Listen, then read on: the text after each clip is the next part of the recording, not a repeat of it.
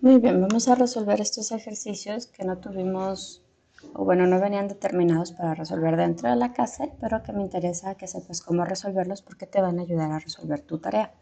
Entonces nos dice que desea construir una lata en forma cilíndrica que contenga una altura de 20 centímetros. Entonces tenemos que hacer primero un dibujito y tenemos nuestra lata cilíndrica, ya sabemos que mide 20 centímetros. Nos dice la función que representa el volumen de la lata en términos del radio es una función potencia. Entonces nos empieza a guiar. Acuérdate que siempre te lanza primero toda la pregunta y luego ya nos va llevando parte por parte. Nos dice, ¿cuál es la fórmula del volumen de un cilindro? La fórmula del volumen de un cilindro es geometría básica, es el área de la base por su altura. Entonces, en este caso, el área de la base es un círculo, entonces sería pi por radio al cuadrado. Y entonces el volumen sería pi por radio al cuadrado por la altura. Pi por radio al cuadrado por la altura. Al sustituir el valor de la altura obtenemos la función de v. Ya nos estaban diciendo que la altura es 20 centímetros, entonces vamos a cambiar a la altura por 20 centímetros, entonces nos quedaría 20 pi radio al cuadrado. Nos pregunta, ¿se trata de una función potencia? Las funciones potencias nos habían dicho que eran de la forma kx a la n, o en este caso, por estar trabajando en términos de r, sería kr a la, n. Entonces, en este caso, ¿se parecen a una función potencia? Claro que sí, porque aquí estamos identificando a la r elevado a una potencia, cuya potencia o exponente tiene el valor de 2 y que se está multiplicando por una constante que es 20 pi. Recuerda que K normalmente se le trabaja como un valor constante. Después nos dice, se desea construir un cono que contenga un volumen de 5 centímetros, entonces ya sabemos que el volumen es de 5 centímetros cúbicos. Nos dice la función que representa la altura del cono en términos de su radio es una función potencia.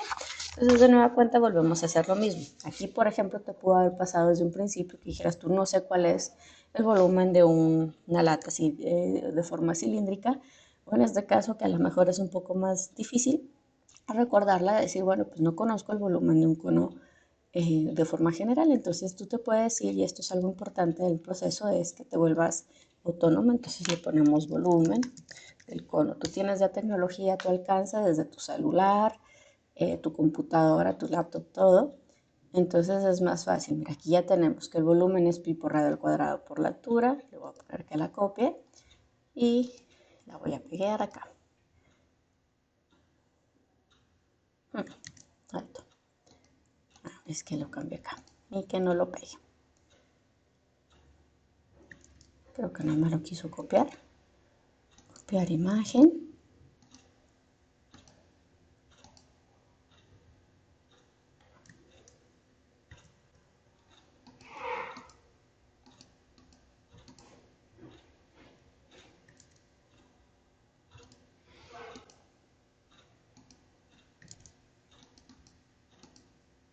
Ahí está ya. Entonces lo hacemos pequeñito.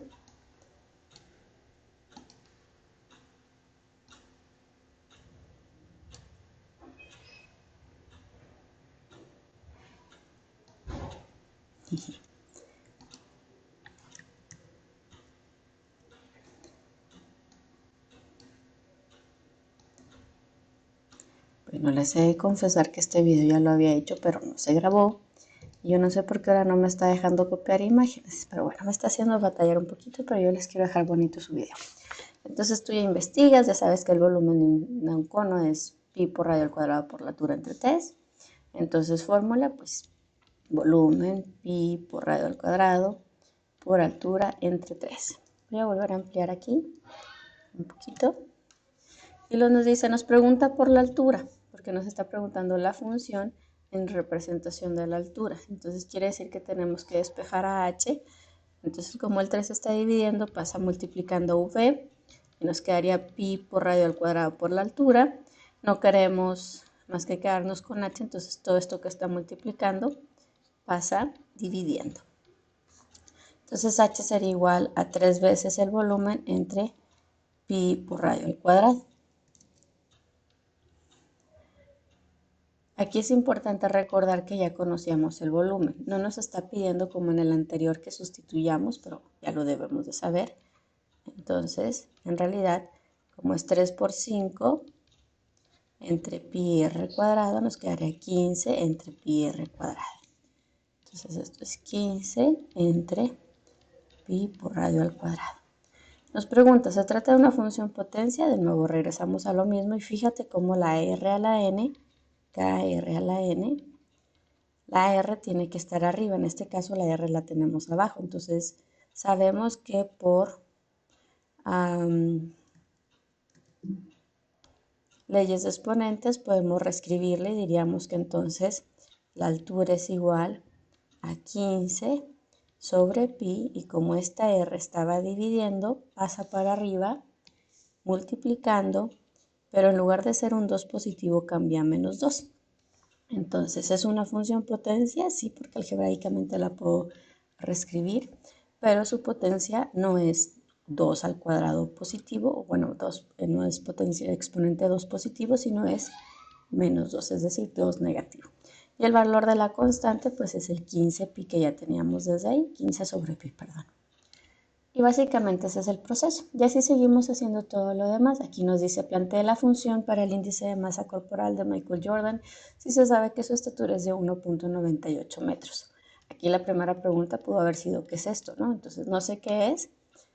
Como es una función, entonces de nueva cuenta tú te vas y googleas, buscas en tu navegador y le pones fórmula IMC. Y en fórmula IMC te dice, poniendo en imágenes, que es el índice de masa corporal. Entonces tú ya lo copias. Vamos a ver si ahora sí se deja. Lo pegamos. Ahora sí se dejó. Qué lindo. Y entonces nos dice que el índice de masa corporal es igual al peso en kilogramos entre la altura en metros cuadrados. Hay que recordar que ya tenemos la altura. Entonces es 1.98. Como es altura en metros al cuadrado, quiere decir que es 1.98 al cuadrado. Entonces la fórmula para obtener el índice de masa corporal en función del peso sería el peso, P de peso, entre 1.98 elevado al cuadrado. ¿Se trata de una función potencia? Pues en este caso sí, aunque no la veamos, P está elevado a la potencia 1, que en este caso nosotros sabemos que esas funciones potenciales les llamamos funciones lineales, que fueron las que estuvimos viendo anteriormente. ¿Y cuál es el valor de la constante? Pues si lo dejamos en términos de y igual acá, en este caso de P a la n, nos quedaría que es 1 entre 1.98 al cuadrado por P.